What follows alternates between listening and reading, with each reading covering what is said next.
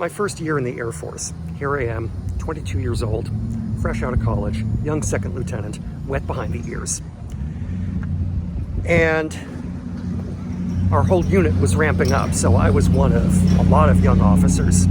And one of the middle managers, Captain so-and-so, asked Major Chuck, who ran our whole small group, it's like, hey Chuck, how do we rate these young kids on their first evaluations? In my old unit, we used to withhold a little bit of praise and downmark them a little bit so that on their next evaluations, we could show that they had improved and grown. And Chuck looked right at him and said, not here, we don't.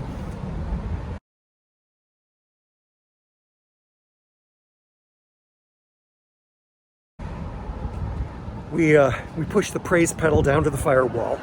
We give them maximum praise for anything they're doing well. It's like, yeah, of course they have things to learn.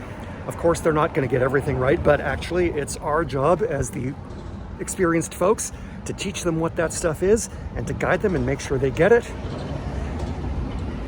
Sure, if they're a real fuck up, that's going to come out, and we won't praise them for anything that we can't legitimately say. And if we have to downmark somebody, we can and we will. But for young guys and gals who are doing their best, taking on new challenges and learning, nothing but affirmation. Because young officers have an easy time for their first couple of promotion cycles. 99% of them will make first lieutenant, 95% of them will make captain, but after that it gets tougher. And we don't want any little misinterpretation bombs sabotaging their career later on in life when there's no reason to do that. If they're performing up to expectations, and the expectations are realistic on our part, give them the praise they're due. I don't think it's going to be a surprise to a lot of you if I say that one little comment, and from almost 40 years ago now, really stuck with me. If there's something to praise about people, firewall it. If you also need to correct them, sure, do that. But we're all wired to take criticism and either run with it or let the criticism block us because we think it means more than it does.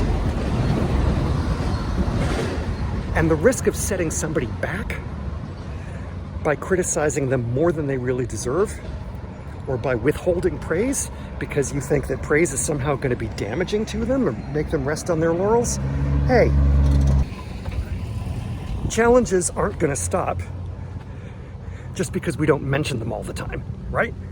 Life is going to hand us shit no matter what kind of positive attitude we have about it, no matter how well we praise each other for how we're doing.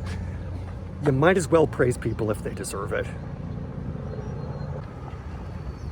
If anything, my attitude is, I'll praise you so that you know what I think you're capable of, because I'm going to ask you for more if you're one of my clients. You may not know how far you can go.